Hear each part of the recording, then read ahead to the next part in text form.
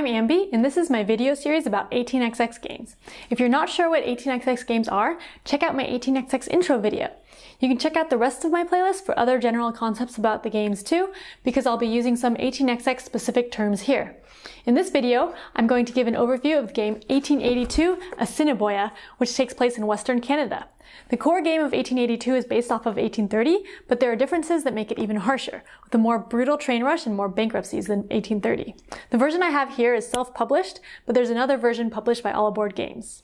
Unlike many other 18xx games where it's common for each player to be able to float a corporation at the beginning of the game, many times in 1882, players will need to collaborate and get help in order to float public companies. In contrast to 1830's $2,400 that gets distributed to players at the beginning of the game, 1882 only has $1,800, so only 1 or 2 companies will be started in the first round. There are also only 7 companies in the game, and sometimes only 5 of them will ever float during the game depending on how the private companies and tokens are played. Because of the low starting capital, there's a slower start with the trains, and 2 trains tend to last a while. But there's 1 fewer 3, 4, and 5 train in 1882 than in 1830, so once the 3 trains come out and everyone has money to float their own companies, the game can have a pretty brutal train rush. This leads to bankruptcy in many games among both new and experienced players. There are some extra revenue options on the map that give corporations more money when operating.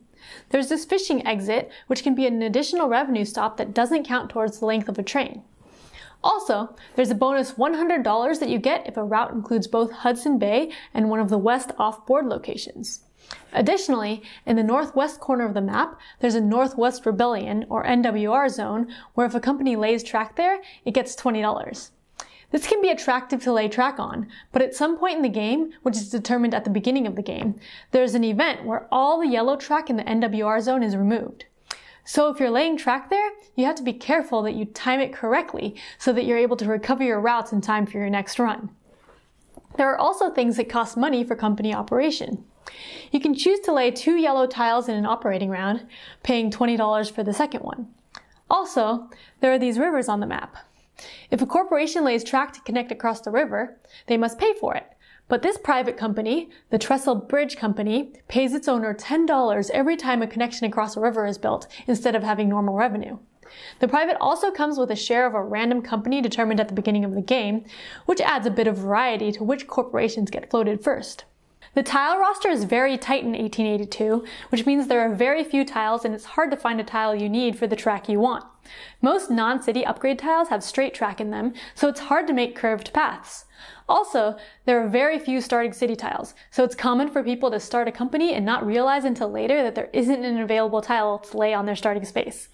This makes track laying pretty harsh, but allows you to be able to create some pretty clever track to block other people's routes. One unique thing about 1882 is the neutral tokens.